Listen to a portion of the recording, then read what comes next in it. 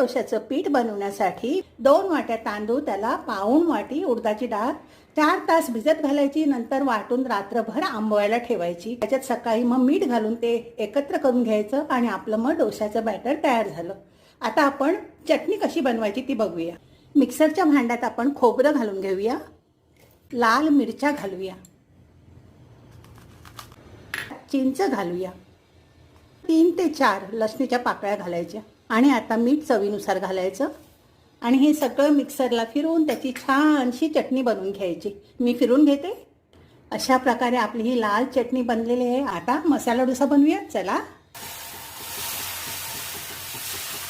आपण जी चटणी बनवली होती ना ती लावायची, आपण जी भाजी बनवली ना ती घालायची